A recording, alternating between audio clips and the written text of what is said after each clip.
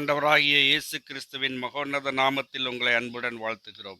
பரிசுத்த வேதாகமத்தில் யோவான் எழுதின சுவிசேஷம் 17ஆம் அதிகாரம் 2ஆம் வசனத்தில் நாம் இவ்வாறு வாசிக்கிறோம்.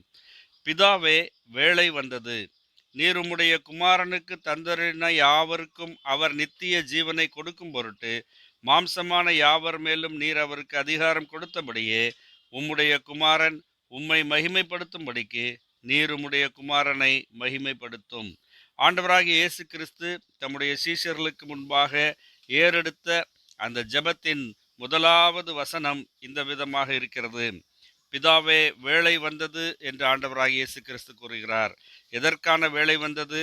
உம்முடைய குமாரனுக்கு தந்தருளின யாவருக்கும் அவர் நித்திய ஜீவனை கொடுக்கும் பொருட்டு, மாம்சமான யாவருக்கும் நித்திய ஜீவனை கொடுக்கும் பொருட்டு ஆண்டவராகிய இயேசு கிறிஸ்து தம்மை தாமே பலியாக ஒப்பு கொடுக்கும்படியான வேளை வந்தது என்று நாம் வாசிக்கிறோம்.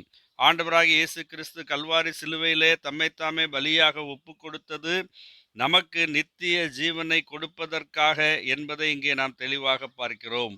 தேவன் தாமே மனிதனாக வெளிப்பட்டு இந்த உலகத்திலே 33.5 வருஷம் ஜீவித்து தாம் தேவ குமாரன் என்பதை நிரூபித்து காண்பித்து அதன் பின்னர் நமக்காக கல்வாரி சிலுவையிலே பாடுபட்டு வேதனையை சகித்து அவர் மரணத்தை ருசி பார்த்தார். மரித்து உயிரோடு எழுந்ததினாலே அவர் மட்டுமே நித்திய ஜீவனை அருளுகிறதற்கு வல்லமையுள்ளவராக இருக்கிறார். அவராலே அல்லாமல் வேறு ஒருவராலும் நித்திய ஜீவன் மனிதனுக்கு அருள முடியாது. ஆகவே ஆண்டவராகிய இயேசு கிறிஸ்து ஒருவர் மாத்திரமே இரட்சகராக இருக்கிறார். அவர் ஒருவர் மாத்திரமே மீட்பராக இருக்கிறார்.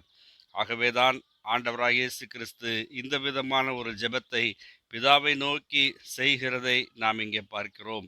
நீங்களும் இந்த அருமையான நாளிலே ஆண்டவராகிய இயேசு கிறிஸ்துவை உங்கள் சொந்த இரட்சகராக மீட்பராக ஏற்றுக்கொள்வீர்களானால் நீங்களும் இந்த அவரால் தெரிந்து கொள்ளப்பட்ட அவருடைய பிள்ளைகள் என்கிறதான பாக்கியத்திற்குள்ளே வருவீர்கள். நீங்களும் பாவம் மன்னிக்கப்பட்டு நித்திய ஜீவனை பெற்றுக்கொள்வீர்கள். தேவனுடைய ராஜ்யத்திலே பரலோகத்திலே வாழும் பாக்கியத்தை பெற்றுக்கொள்வீர்கள். அப்படிப்பட்ட பெரிய சமாதானத்தை தேவன் உங்களுக்கு அருளி செய்ய வேண்டும் என்பதே உங்களுக்காக நாங்கள் செய்யும் விண்ணப்பமாய் இருக்கிறது. ஆமேன்.